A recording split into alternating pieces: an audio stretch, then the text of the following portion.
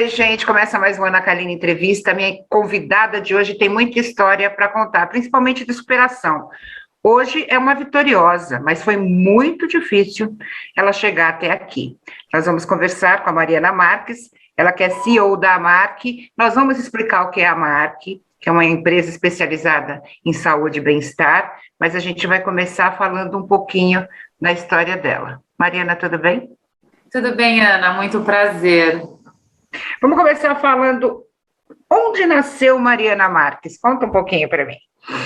Mariana Marques nasceu em São Paulo, filha de dois artistas. Minha mãe, cantora de tango, meu pai, ator. E, bom, assim que a Mari nasceu. E você ficou quanto tempo em São Paulo? Que eu sei que você foi para a Argentina. Para a Argentina. Minha mãe, quando separou do meu pai, eu estava com 11 anos de idade. E foi assim que eu mudei para a Argentina.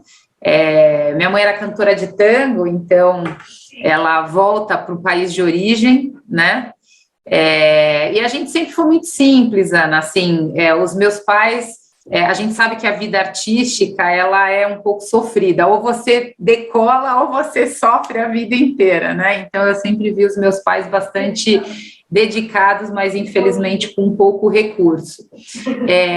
E aí, eu sempre fui criada pela minha avó, porque os meus pais, eles estavam muito ausentes em casa, e aí, com 11 anos de idade, os meus pais se separam e eu vou morar na Argentina. Você é filha única?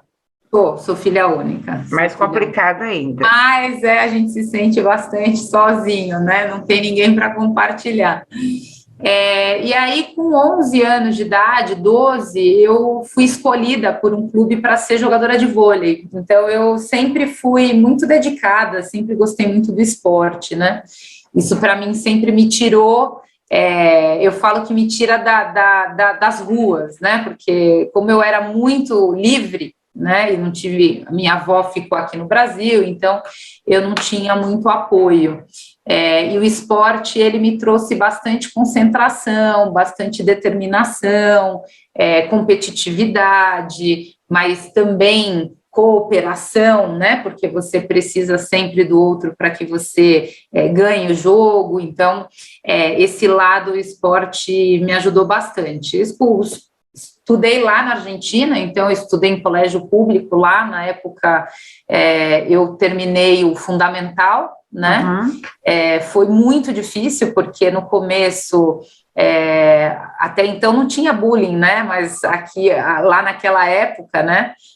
Hoje a gente já tem um pouquinho mais de conscientização, mas foi muito difícil. Uma brasileira entrando num colégio público, foi bem difícil a adaptação. O relacionamento com as pessoas lá foi difícil? Sem dúvida. Quando você muda de país, você muda a cultura, né? Uhum. E aí, quando você entra com uma idade adolescente, numa cultura diferente, né, e mais na rivalidade, né, que a gente sabe que se tem um pouco, foi bem difícil a adaptação. Mas tudo na vida, eu acredito que ela vem com muita... eu tenho certeza e acredito muito nisso, que tudo que a gente vive é para a gente passar por um estágio de superação. Então, morar na Argentina para mim foi incrível, né? Hoje eu tenho muitos amigos, né? Muitas pessoas que ainda continuam fazendo parte da minha vida de uma forma extremamente significativa.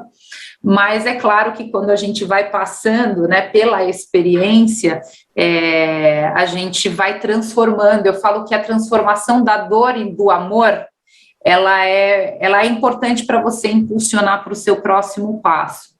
Então, a experiência na Argentina, ela foi positiva. Eu finalizei, então, o meu ensino médio lá.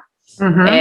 Não tinha recurso, a minha mãe de fato não tinha, então eu tive que estudar em colégio público, mas tive a oportunidade de saber 2 idiomas, que para mim foi fundamental, e com 18 anos eu engravidei do meu filho, né? Então, uma menina jovem que estava finalizando aí e sendo convidada para jogar na seleção e tudo mais, que eu sempre fui muito determinada, eu me vi grávida e tive que abrir mão de tudo. Minha mãe, na época, não teve emocionalmente a estrutura para me dizer estou com você, Eu tive uma história bastante de muita superação, porque eu não tive apoio de ninguém, né? O pai do Lucas era muito jovem também, então também não tinha maturidade para absorver a responsabilidade de um filho, e minha mãe também não, e eu me vi sozinha, né? E eu tive que pedir ajuda. E aí, como é que foi isso? Aí eu voltei para o Brasil. Então eu pedi ajuda para as minhas duas mães aqui do Brasil, que é a minha avó, que me criou, né? Que é a mãe do meu pai, e minha tia. Então foi assim que eu fui acolhida, com 8 meses e meio. Então, assim, foi uma situação bem difícil, porque eu estava muito sozinha. Foi quando me falaram: vem aqui que eu vou cuidar de você. E aí eu fui morar com a minha tia, né? E minha tia, eu sempre admirei muito, porque é uma mulher muito forte. Minha avó também é uma mulher muito determinada, também veio da base. A minha tia também nunca teve recursos, ela teve fome quando era criança, né? E ela chegou a ser executiva, muito diferenciada no mercado de seguros, que inclusive é o meu. Então, já sei de onde veio a sua inspiração, então. Exatamente, da minha avó e da minha tia, essa inspiração no que tange a mulher forte, guerreira, determinada. Minha avó tem uma história que... Minha avó é viva ainda, tem 91 anos, tem uma história linda. Um dia, se você quiser, cabe uma reportagem dela, porque é uma história maravilhosa. Essa mulher é luz. E elas me deram muita força, né? Mesmo sendo mãe solteira, estando num país que, na realidade, foram quase 8 anos, né? E aí volto sem amigo, volto sem base, volto sem alguém, me volto com um filho, né? E vejo naquele momento, naquela sensibilidade, e agora, o que eu faço? Né? E agora, o que você fez? E aí eu vi aquela coisinha linda, meu filho tão bonitinho, aquele bebê maravilhoso, e falei assim: agora é comigo. Então, do mesmo jeito que eu tenho força para quase chegar na seleção, e eu tomei a decisão, porque eu fui bastante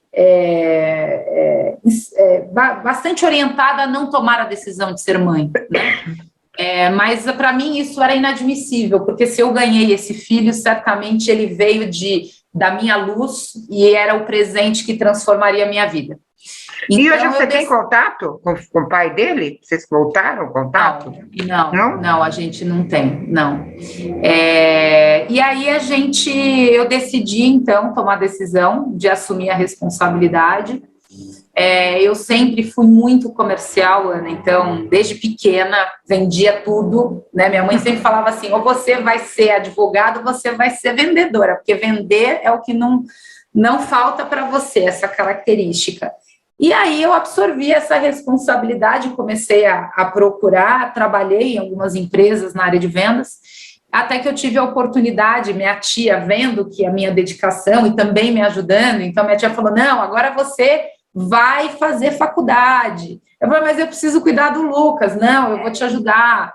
Então eu ganhei o primeiro carro para a área comercial da minha avó, e a faculdade da minha tia, né? E o tempo das duas me ajudando a cuidar do meu filho quando eu, de alguma forma, tinha que estar ausente, estudando ou trabalhando. E aí eu tive a oportunidade da minha tia ver que eu estava, né, me desenvolvendo bem na área comercial, e aí depois de 2, 3 anos trabalhando em outras empresas, ela pede para um diretor dela me entrevistar. E aí eu comecei na Notre Dame Intermédica, foi a minha primeira empresa, onde eu fui contratada pelo Pérez, né, que era o diretor na época, e ele falou: Mari, é com você, né? Tá aqui, você tem todas as características, a vida é 100% sua. E no primeiro ano eu já fui primeira na área comercial, e muita gente me fala assim: Mari, como que você chegou? Né? Eu falo assim: eu não tenho outra opção, né? Eu preciso fazer a diferença na vida do meu filho, né? E o meu filho não vai viver o que eu vivi. Então, eu vou ser a melhor vendedora, eu vou prospectar da melhor forma, eu vou trabalhar com o olhar de dono. Então, a Notre Dame era a tua empresa? Se ela não, mas eles me deram a oportunidade, e como gratidão eu tinha que ser a melhor, eu não aceitava menos. né? Então, o nível de dedicação, de entrega, de envolvimento, era muito, sempre foi, né? Sempre foi muito forte. Então, nessa época, quais foram os principais desafios, assim, para você? Principais desafios, total, eu ganhava menos de, sei lá, um salário mínimo na época, eu precisava colocar o Lucas na escola, então era um desafio, era meio filme da Procura da Felicidade mesmo, total, era calcular o tempo, porque você tem 10 pessoas que ficam concorrendo com você, mas que tem muito mais tempo e estrutura, e você não tem estrutura, e ao mesmo tempo eu tinha que fazer faculdade, então eu tinha que cuidar do Lucas, eu tinha que fazer faculdade, entendeu? E administrar o tempo. Então, para mim, eram momentos que, assim, o sono era tão grande, Ana, porque eu não conseguia dormir, entendeu? Eu estava esgotada, mas determinada. Eu colocava uma foto do meu filho no carro, né? E eu falava, é para você, é para você, é para você. E os dias que eu queria desistir, eu falava, é para você e eu vou ser a melhor mãe do mundo. Você vai ver que eu vou conseguir chegar no topo, porque no dia que eu estiver triste, você vai incentivar essa luz, que quem é mãe sabe que a maior força que uma mulher pode ter é a responsabilidade por um filho. Você sofreu preconceitos? Porque eu também sou mãe Muito, solteira. Nós temos uma história bem parecida. Muitos, Ana. O que não falta é isso. E como é que foi lidar com isso? Porque, na verdade, por mais que a gente... Espera só um minutinho, deixa eu só parar um minutinho aqui. Tocou o meu interfone, você acredita? Paulo, peraí, tá? Que eu vou voltar à pergunta. Alô?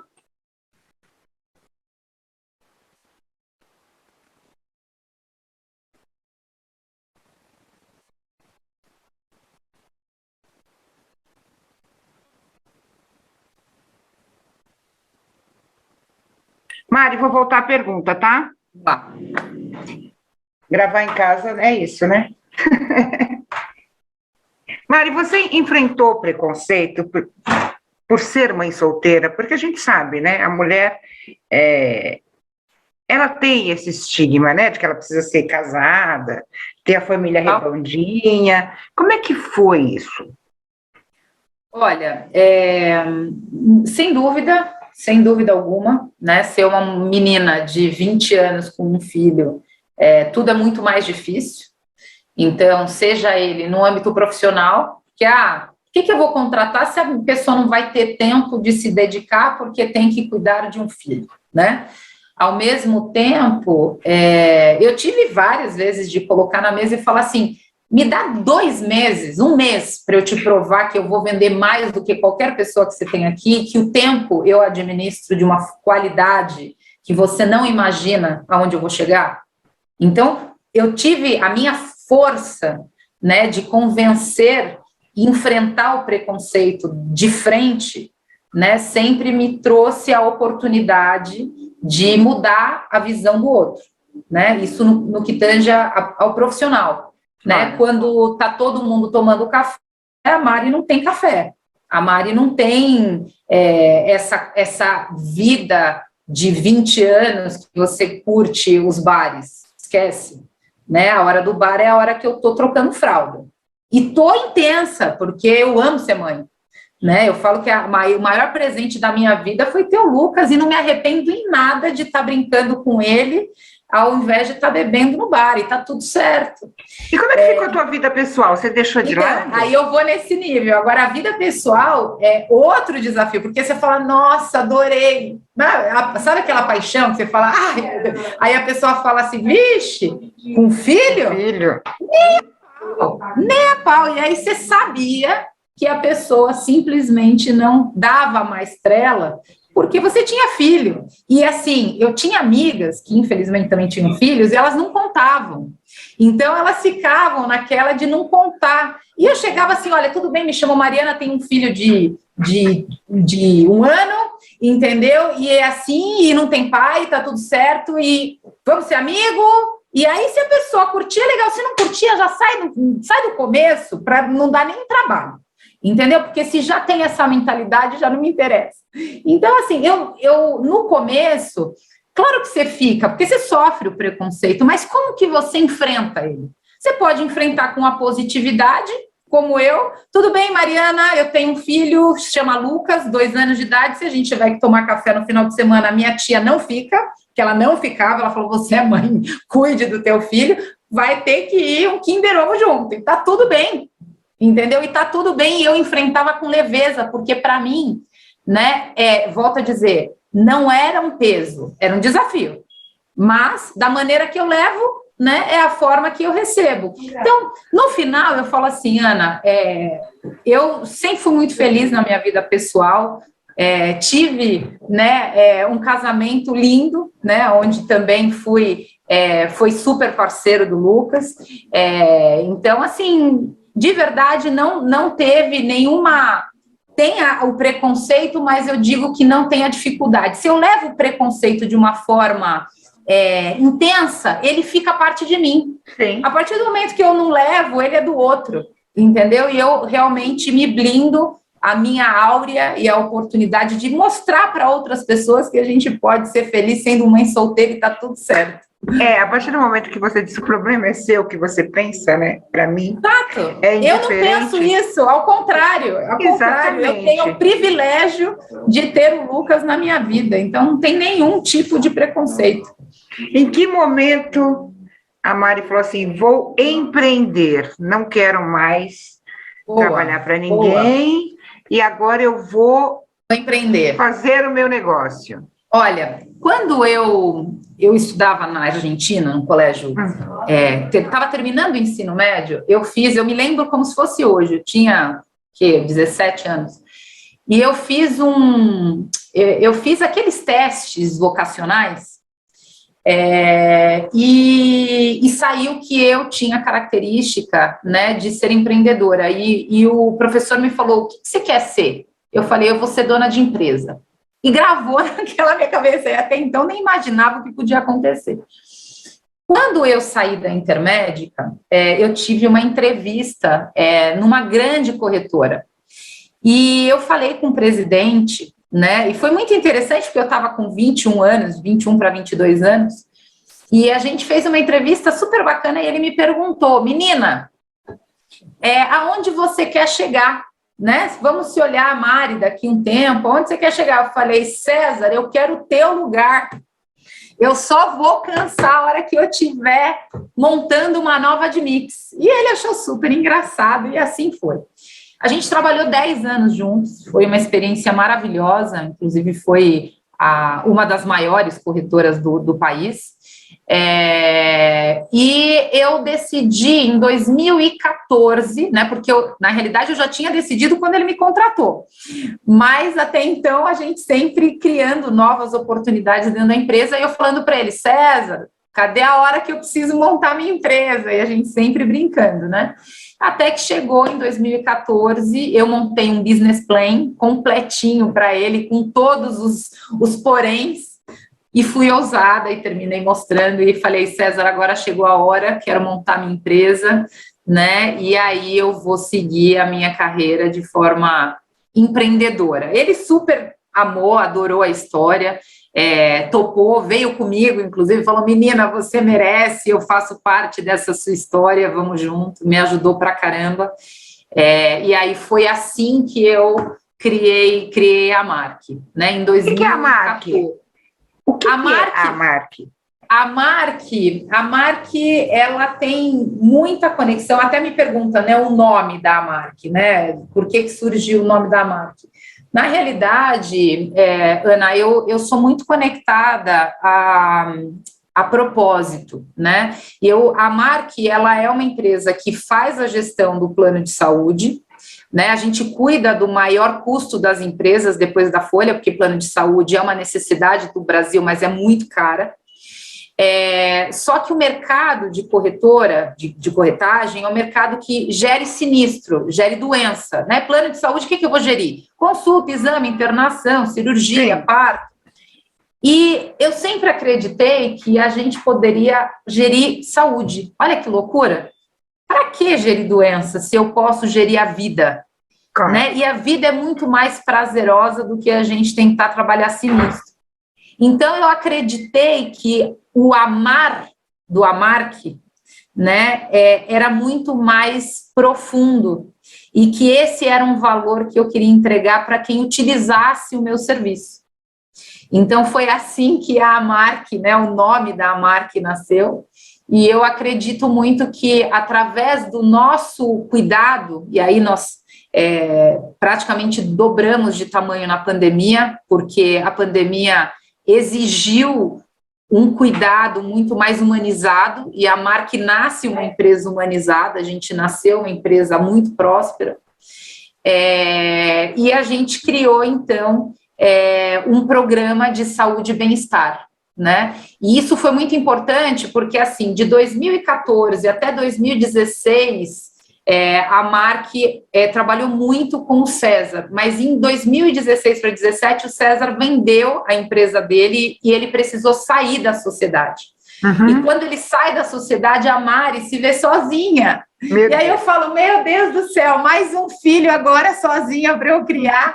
Que dificuldade, porque aí, assim, uma coisa é você ter alguém e uma outra coisa é você se ver para um mundo muito solitário, né? E o mundo empresarial feminino, mulher, Jesus do céu, é um mundo... Mais um desafio e mais uma... Exato! Matar mais um leão por dia. Exato, meu coração pulsou muito forte. Eu falei, gente, será que eu posso? Será que eu tenho capacidade? Será que eu vou conseguir sozinha?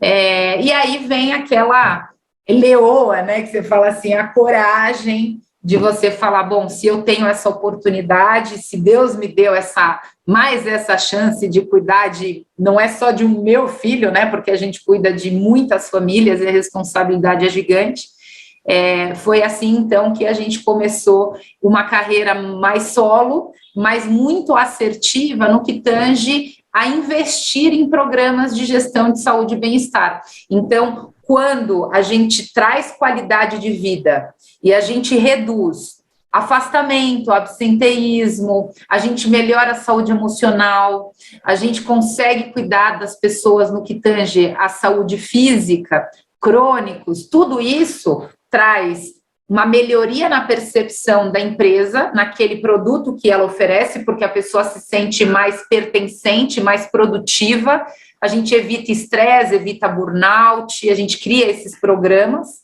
e, consequentemente, a essa percepção do funcionário, o plano de saúde fica mais barato, porque quanto menos eu gasto no plano, mais eu consigo um desconto ou uma condição diferenciada para o executivo que paga caro esse benefício. Então, foi assim que a gente...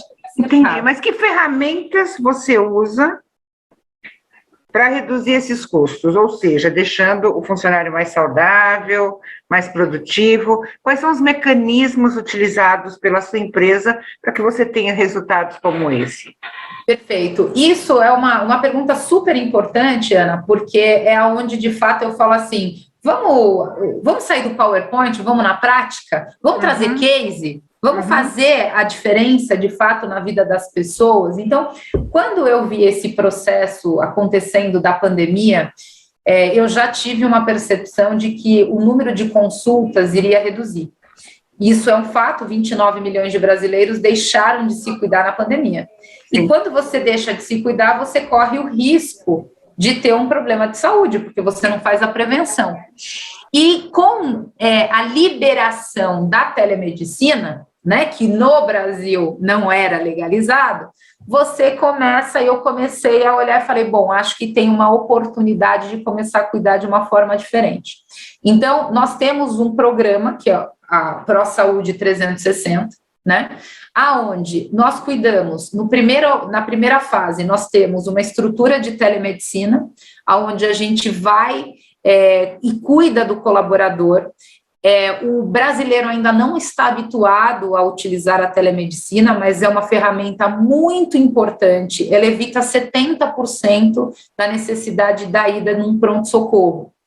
E a facilidade é que você não vai se contagiar de uma outra doença que pode ser contagiosa na pessoa que está do lado esperando para ser atendida. Fora que você demora 2, 3 horas, dependendo do hospital, para ser atendido. No nosso programa, entre 10 a 20 minutos, você já está com o médico na tela, com o receituário na mão, entendeu? Ou com pedido de afastamento, se for a necessidade. E caso você seja um crônico, você já está mapeado para ter um time multidisciplinar com uma equipe dedicada para um autocuidado individualizado, né? Mas deixa eu te perguntar uma coisa, até falando da telemedicina, mas tem muita resistência ainda, não tem? Porque, assim, eu sempre fiz o meu programa presencial, um exemplo, só para a gente fazer o comparativo dessa mudança de comportamento.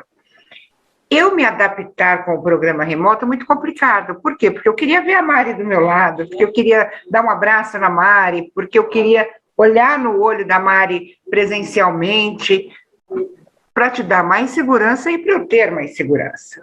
Sim. A medicina deve ser pior, porque o médico é uma coisa que a gente precisa confiar totalmente. Como é que é quebrar isso? Porque essa resistência existe, é inquestionável. Ela existe, engraçado, porque ela existe sim no Brasil, mas fora você já vê que é um hábito muito comum. Então, uma das coisas que eu entendo é que a melhor maneira de você tirar a resistência é você utilizar, né? E eu vou dar um exemplo meu. Certamente, quando você olha, você fala assim, poxa, é melhor ir no presencial, já estou acostumado. Como que o médico ele vai diagnosticar uma situação se ele não me examina? Vou dar exemplos. Eu tomei a vacina, tive uma reação enorme, fiquei com 40 graus de febre, né? E desesperada. Liguei na telemedicina, o médico, né, diagnosticou que eu precisava tomar um antifebril, que era assim, assim, assim. Resolvi meu problema e não saí de casa, não saí da cama.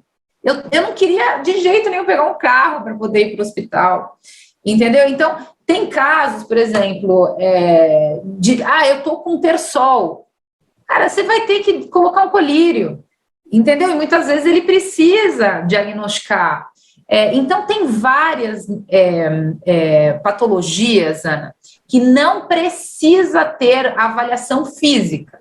Entendi. Entendeu? Uma das coisas, é muito comum, por exemplo, infecção urinária, o médico entender e dizer, olha, você precisa fazer um exame, né, para poder diagnosticar. Se a situação é assim, talvez você tenha duas possibilidades. Você pode receber na telemedicina, que no meu ponto eu utilizo mais.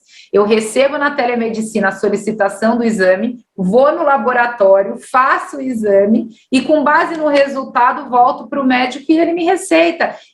O tempo que eu faço isso é muito menor do que o tempo de eu ir num pronto-socorro e, muitas vezes, impedir um caso de urgência e emergência, que é um caso grave, entendeu? De ter um atendimento porque o hospital está superlotado. Então, você já mensura qual que é essa redução de tempo? Já é mensurável? Olha, é muito como, por exemplo, o tempo de um hospital, eu te falo por mim, né? Quando eu comecei, né, eu tinha o meu filho pequeno e eu tinha que ir nos hospitais, né? Eu cheguei a ficar 4 horas com meu filho no hospital para ser atendido, né? Eu falo, o Einstein, né? Que não vamos, tá lotado. Entendeu? Sim. Tem dias que fica o quê? 1h30 para fazer uma consulta no médico, né? 1h30, onde você consegue em 20 minutos ter o mesmo resultado. Então, é uma nova estrutura. Eu falo que, por exemplo, como você deu o exemplo agora do home office, ele não vai voltar mais, né? O virtual, ele tem ajudado muito a trazer a qualidade do tempo. Né? Como a telemedicina também tem feito a qualidade do médico, a qualidade do tempo, a qualidade de preservar quem é urgência e emergência e preservar aquela pessoa que, de repente, não precisa estar sentada do lado de alguém para poder se contaminar para ter uma doença maior. Então, é uma outra forma. Aí, Ana, só dando sequência aqui no nosso programa 360, a gente tria, através da telemedicina, o crônico. Então, nós temos hoje uma equipe multidisciplinar com médico, enfermeiro, nutricionista, preparador físico, psicólogo, onde a gente cuida das doenças crônicas. Obesidade, hipertensão, diabetes, elas têm sido as doenças que matam mais de 25% das pessoas no país. Né? E quando você trabalha com um cuidado de medicação, né? Você mensura diabetes, é tudo conectado com a nossa equipe, então qualquer interferência ele vai ter um médico ligando para ele na hora, fazendo orientações, que muitas vezes é falta de orientação, é esquecer o medicamento, então a gente faz esse plano de cuidado. E essa pessoa, só para você ter uma ideia, ela, no custo, isso já foi mensurado, como você me perguntou, o custo do plano de saúde, quando a pessoa se cuida através de um gerenciamento de crônicos, é 7 vezes a menos. Nossa! Então, se no plano gasta 7 vezes a menos, imagina a melhoria da qualidade de vida dessa pessoa, no bem-estar dela de vida, no bem-estar com a família, no bem-estar do trabalho.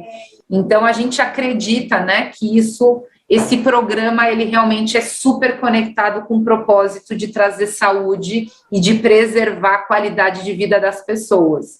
Quantas pessoas você atende hoje com esse tipo de plano? Olha, hoje a gente tem na nossa carteira aproximadamente 100 mil vidas, né? Então, assim, a gente tem, de fato, é uma empresa que tem 7 anos, né? Eu falo que é quase uma startup, porque a gente ainda não tem uma idade adulta, mas certamente somos muito criativos e conectados com o que a gente acredita, né? Que é a transformação da saúde. Então, quando a gente termina essa parte da saúde física, né, da telemedicina e do crônico, o que tem mais sido relevante para os RHs e para os empresários é a saúde emocional. Saúde emocional, Ana, a gente está cuidando de uma forma muito completa. Então, a gente tem equipes de enfermeiros e psicólogos fazendo toda a parte de orientação, porque, como a gente falou da resistência da telemedicina, imagina da telepsicologia. Nossa!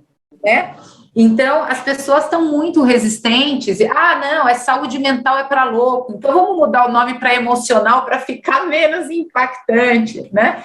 E, na realidade, é como se você estivesse indo no pediatra, ou indo no ginecologista, ou no urologista. A saúde emocional é fundamental para você cuidar da sua vida, mas a gente não aprendeu isso quando a gente era criança, né? Então, a resistência das pessoas em cuidar da saúde emocional é enorme.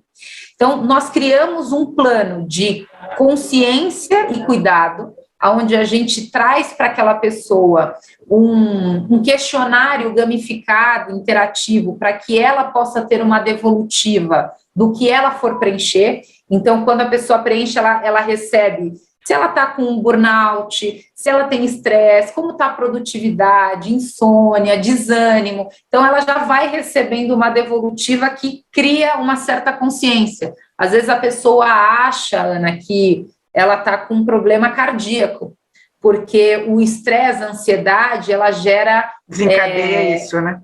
Entendeu? E muitas vezes vai para o pronto-socorro tomar ansiolítico e o problema dela está na saúde emocional e ela precisa procurar esse recurso.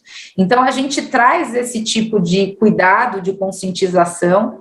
Tem o Alô Doutor, que 24 horas ele vai poder falar, porque o índice de tentativa de suicídio tem elevado muito. A pandemia fez isso, né? Muito, a pandemia muito. Deixou as pessoas emocionalmente doentes. Muito abaladas, e tudo bem, é genuíno, né, o que a gente viveu. Sim.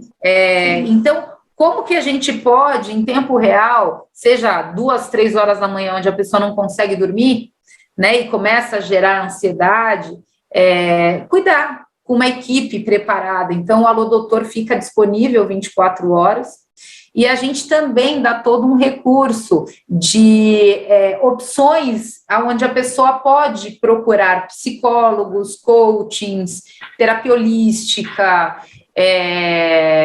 qualquer tipo de recurso, que eu falo que a terapia ela é muito individualizada, né? Tem gente que se adapta a uma forma, tem gente que se adapta a outra. Sim.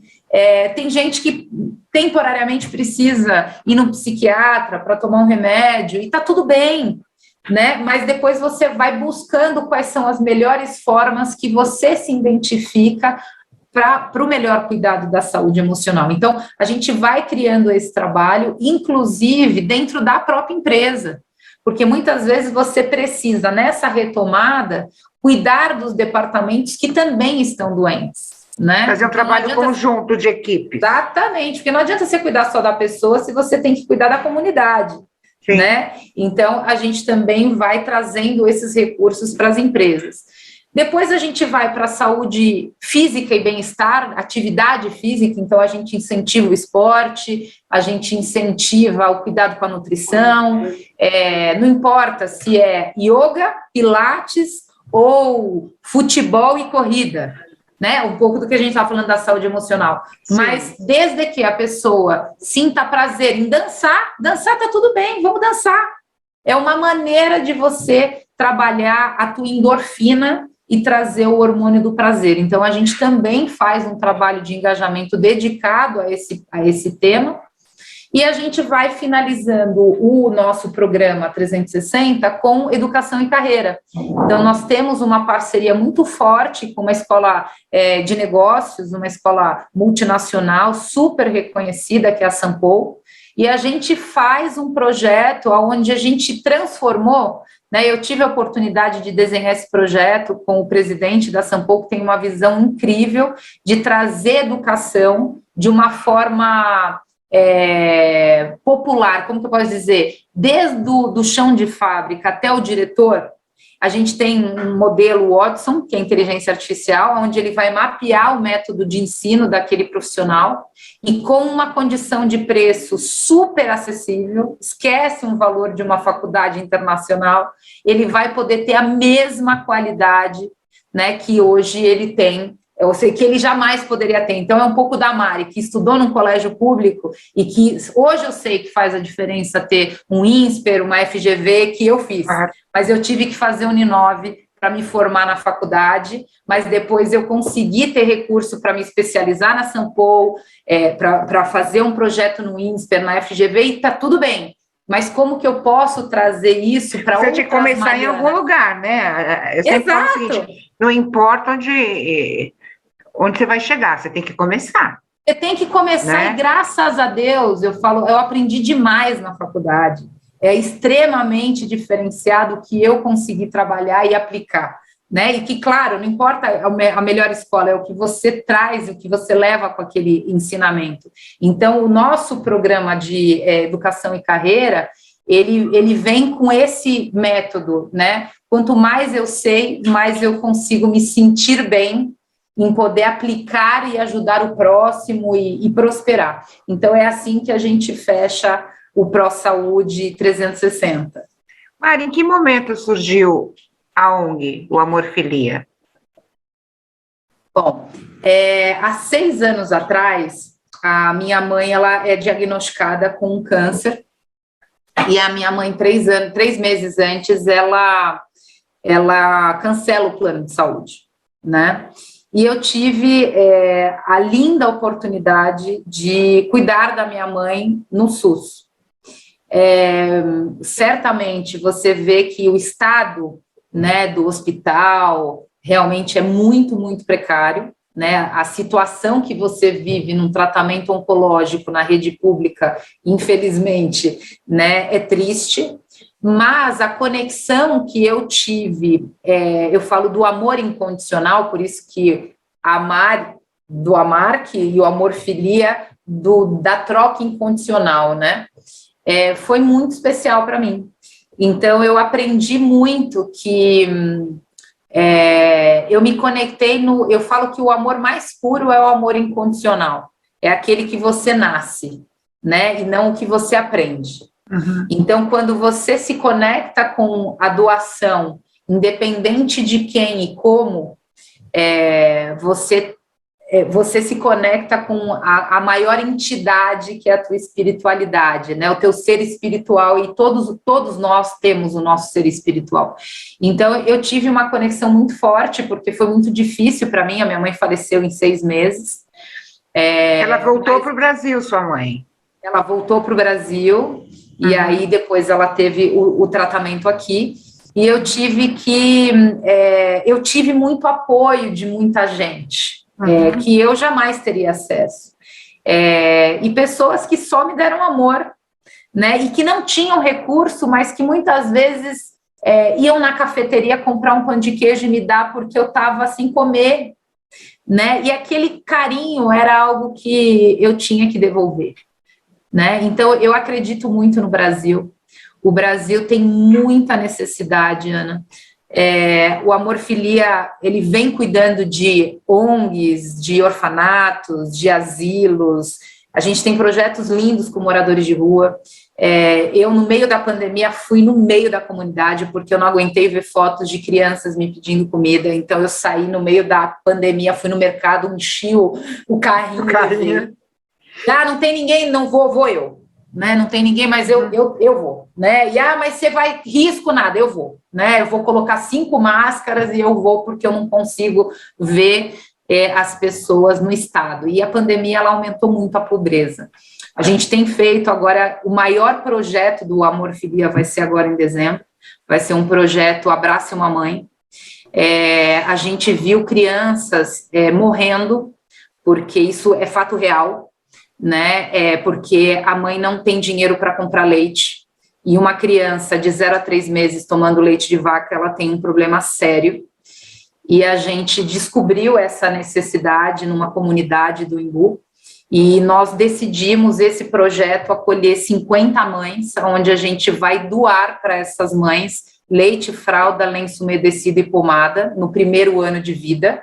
Uhum. E a gente, todo mês, a gente vai dar todo um incentivo psicológico e todo o apoio que essa mãe precisa para ela transformar a vida dela. Então, é um projeto super novo, então saiba que é a primeira vez aqui, né, que eu estou colocando em público. Estou com o coração ardendo, porque a gente vai precisar arrecadar R$150 mil, é a maior doação que a gente vai precisar arrecadar. Atenção parceiros, né? Atenção parceiros, e assim, a pessoa física, a jurídica, a gente, a única coisa que a gente quer é transformar o nosso Brasil. Eu acredito, nós somos, e assim, as comunidades, elas têm muita solidariedade. Quando eu entro na comunidade, eu vejo o amor que existe, porque eu recebi, e eu tenho um papel, é a minha obrigação, Ana, a minha obrigação é poder compartilhar e doar aquilo que Deus me deu a oportunidade de ser e estar. Mari, agora o que a Mari faz nos dias de folga? Será que ela tem dias de folga? O que você gosta de fazer? Ana, eu adoro. Aí agora vem uma parte que eu super me divirto, assim, como eu sempre fui esportista, eu gosto muito de esporte. Eu li um livro no começo da pandemia chamado O Milagre da Manhã, e esse livro, para mim, transformou a minha rotina mais uma vez. Eu acordava cedo, mas não às 5, e o livro diz que quando a gente acorda às 5 horas da manhã, a gente tem mais energia, e é verdade. Então, eu estou há 2 anos acordando às 5 horas, na realidade eu acordo às 4h40, acordo às 4h40, às 5 eu já estou postando foto no grupo do Milagre da Manhã, que eu tenho um grupo, e incentivando, porque para mim isso traz uma energia realmente mística, né, de você ver amanhã, de você se conectar com amanhã. Então eu gosto muito de fazer, hoje eu estou fazendo tênis, eu amo cavalo, amo muito, porque sempre tive uma conexão mística com eles, então eu faço equitação também, e adestramento, faço academia, malho, amo ficar com a minha filha hoje eu tenho uma filha de 4 anos e o Lucas de 20, então... 20 anos o Lucas já tem? Tá, e eu falo assim, Mari, você trabalha final de semana? Não. Final de semana é para eles, final de semana é para a gente sair, para a gente brincar, para a gente curtir.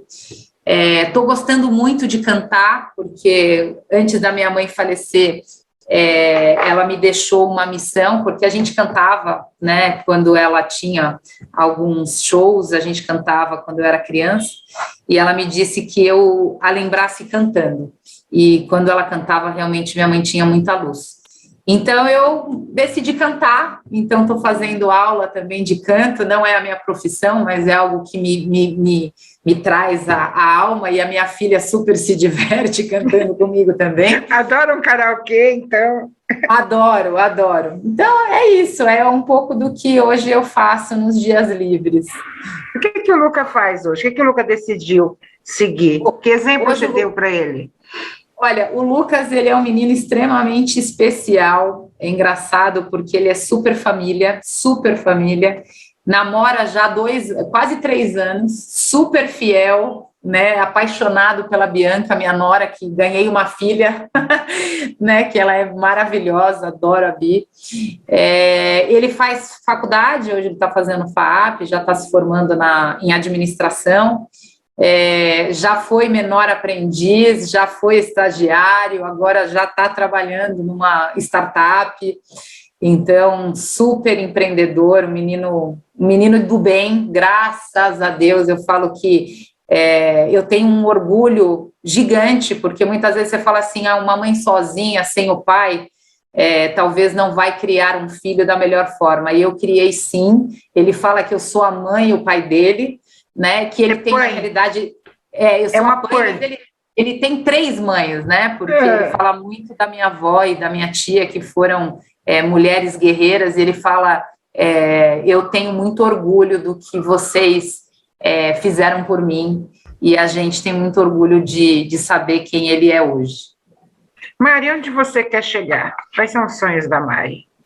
Os sonhos da Mari, Ana, eu tenho um sonho muito claro na minha vida, muito claro, que eu vim aqui para o mundo para transformar vidas, né?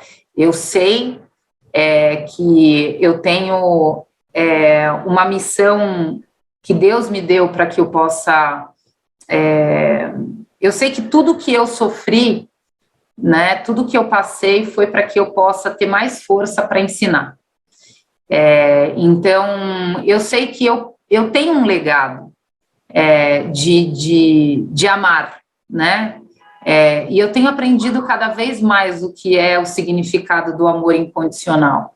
É aquele amor onde a gente sente na nossa alma que a gente está.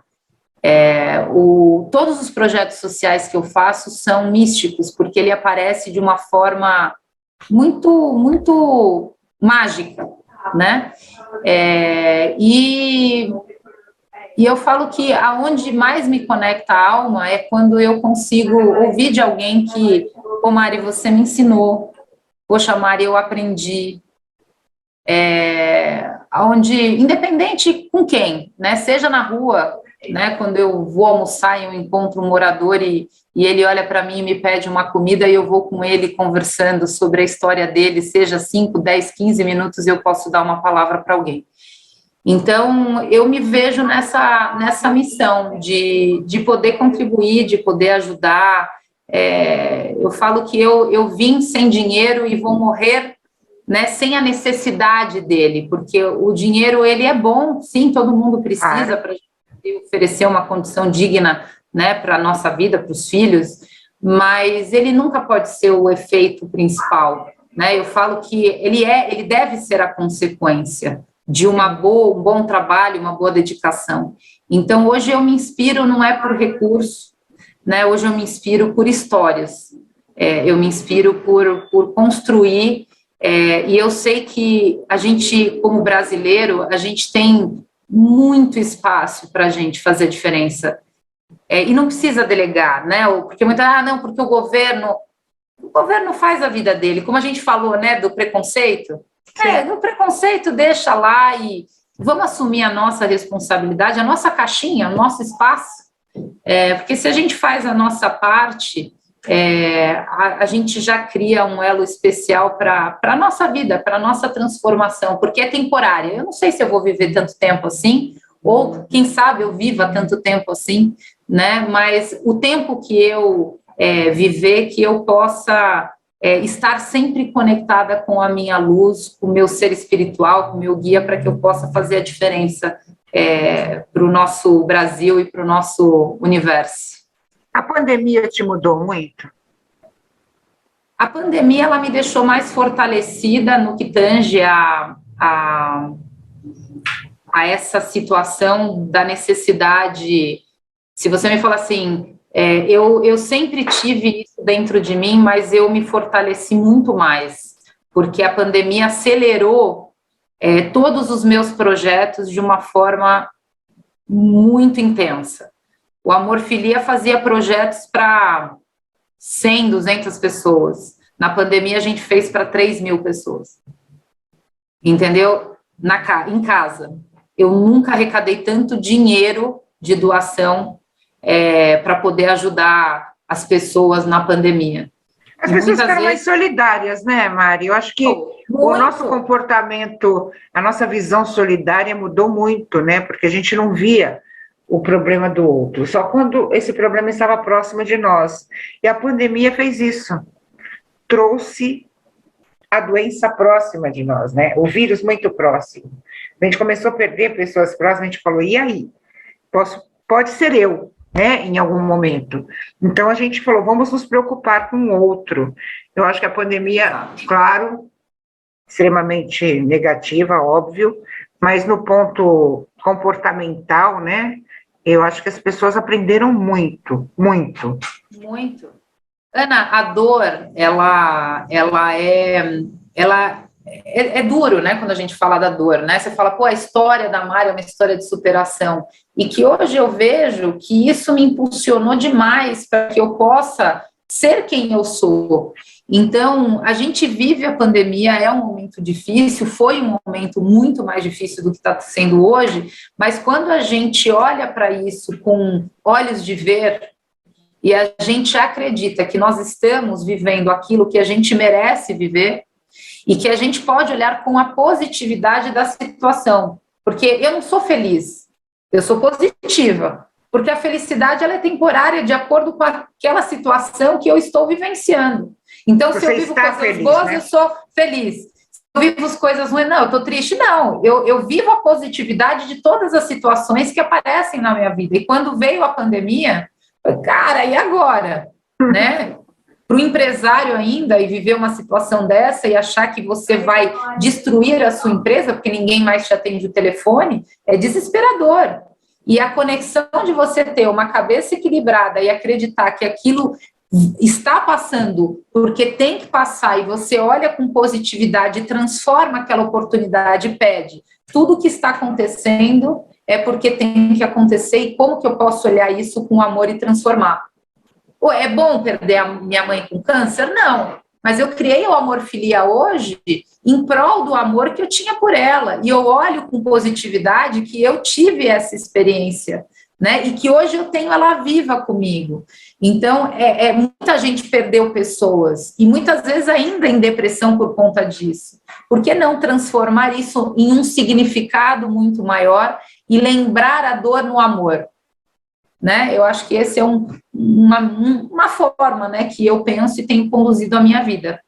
Outra coisa que mudou, não sei se você concorda comigo, o Brasil não tem a política da prevenção, né? A gente está até falando sobre isso. Eu acho que a pandemia trouxe isso, né? O usar máscara, o ter cuidado em não aglomerar, quer dizer, os cuidados em não contrair o vírus trouxeram essa política, porque é uma prevenção, né? Você acha que isso pode refletir em outras, para outras doenças, para aquela coisa, olha, exames periódicos, né, consultas, você acha? Eu acredito, eu falo que a minha filha é tão engraçada que às vezes a gente sai de casa e ela fala, mãe, cadê a máscara? Né? E ela tem 4 anos de idade. Então, isso está nela, ela nasceu na pandemia, né? Então, a gente já entra com uma geração muito mais consciente de que é fundamental a gente fazer a prevenção. E o fato da marca ter dobrado de patamar, talvez seja uma certeza de que a gente está falando que ser um hub da saúde, ser uma empresa que olha a saúde 360, sem dúvida nenhuma é uma forma da gente poder ter um feedback, né, que o mercado está olhando sim para a prevenção e não mais deixando o plano de saúde ser somente gestão da doença. Né? Acho que sim. Mari, obrigada. Nosso tempo chegou ao fim. Falamos pouco ainda, acho que a gente podia conversar um pouquinho mais, mas eu queria que você deixasse uma mensagem, principalmente de otimismo, né? Hoje a gente tem tantas mulheres que passam, né, essa mesma história que você passou, que hoje estão sozinhas, com filhos, sem condições financeiras, sem perspectiva de mercado de trabalho. Queria que você passasse uma mensagem de otimismo, né? De fé, principalmente. Perfeito. Eu acredito que, assim, todas nós temos uma luz dentro da gente. Nós nascemos luz, nós somos um ser de luz. E essa luz, independente da tua história, ela está dentro de você. E quanto mais você se conecta com a sua luz, mais você tem força para você encontrar o seu caminho de prosperidade. E quando você traz a positividade para tudo aquilo que você recebe e a gratidão de que você recebe, você é grato por isso, não importa se é bom ou se é ruim, ele é necessário para a sua transformação nesse momento. Então, se você é uma mãe solteira, que nesse momento está desempregada, se conecte com a sua luz, né? Converse com a sua fonte, não importa a religião, não estou falando de religião assim, estou falando de você, como seu ser espiritual, como você, a sua quadrinidade, a sua única pessoa, e você escute, fale, né? E mentalize, você tem total capacidade de transformar a sua história, independente da situação que você está. Nós somos 100% responsáveis por aquilo que a gente transforma. Claro. A nossa escolha é nossa. E eu acredito que cada um que está ouvindo, né, a nossa entrevista tem a capacidade, sim, de transformar a história, de fazer a missão, de se conectar no que é apaixonado, porque toda vez que a gente se conecta naquilo que a gente acredita, naquilo que a gente tem paixão, a gente faz muito bem feito e prospera. E aí todo mundo fala, ah, isso é milagre, é coincidência, é sorte. É você que conseguiu transformar a sua história pela sua responsabilidade de fazer a diferença na sua vida, porque essa é a sua vida e não é a vida de mais ninguém. Eu sempre falo o seguinte, né, quando a gente conversa sobre essas coisas de superação, basta acreditar, simplesmente, basta acreditar, né? Mari, obrigada, um beijo grande, muito sucesso, principalmente com a sua ONG, que você atenda muitas pessoas, muitas mães, principalmente aí com esse novo projeto, e a gente volta a se falar, tá bom? Com certeza, obrigada. Um abraço, Ana. Um beijo para quem acompanha o nosso programa, lembrando que a gente volta na semana que vem com mais uma história interessante para você. Um beijo e até lá. Tchau.